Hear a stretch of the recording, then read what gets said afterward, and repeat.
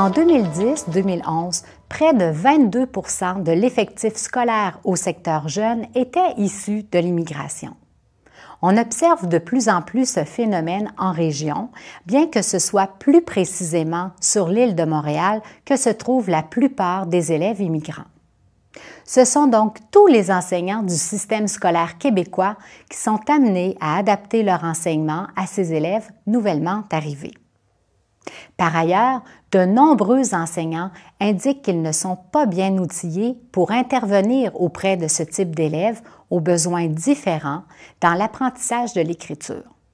Il importe donc qu'ils soient familiarisés avec les grands principes de l'enseignement et de l'apprentissage des langues secondes.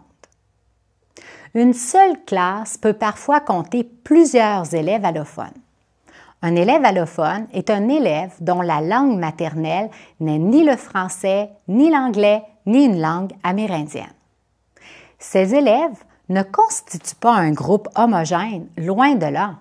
Ils possèdent tout de même deux caractéristiques communes.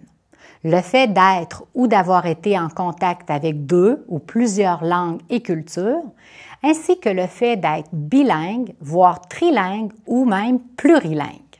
Toutefois, plusieurs différences sont à souligner.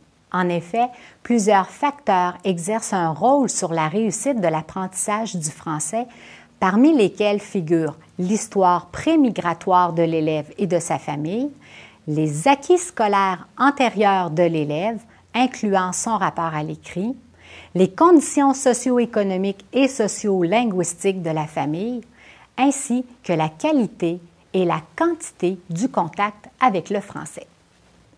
Ainsi, il serait pertinent que les interventions visant la réussite de l'apprentissage de l'écriture en langue seconde, tout en mettant pleinement l'accent sur la langue d'enseignement, tiennent aussi compte de la langue maternelle et de la culture d'origine des élèves. De la sorte, l'approche valorise la diversité culturelle et linguistique. Afin de favoriser cette ouverture à la diversité linguistique, les approches dites d'éveil aux langues, par exemple une activité pédagogique de réécriture multilingue de textes ou de contes signifiants, constituent une piste intéressante. Il a aussi été démontré que les relations sociales au sein de la classe sont très importantes.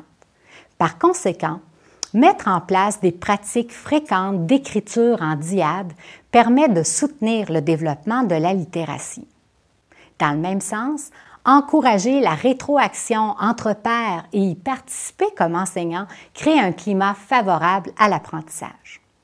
De plus, la recherche met en évidence l'efficacité de l'enseignement explicite des stratégies de planification, de mise en texte et de révision en écriture.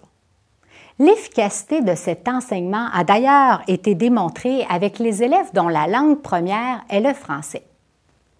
Aussi, l'apprentissage du vocabulaire en préécriture peut améliorer la qualité de l'écriture en langue seconde, car le manque de vocabulaire constitue un obstacle important au progrès des apprenants en production écrite. D'où l'importance de développer les connaissances lexicales chez les élèves dont la langue maternelle n'est pas le français. Enfin, sur le terrain, il est important d'avoir accès à des politiques adaptées à cette réalité pluriethnique et plurilingue. Ainsi, comme gestionnaire, il importe d'encourager les enseignants qui, parfois, peuvent ne pas se sentir prêts à introduire dans leur enseignement les langues d'origine de certains élèves de la classe, de même qu'à faire le lien entre les familles et l'école.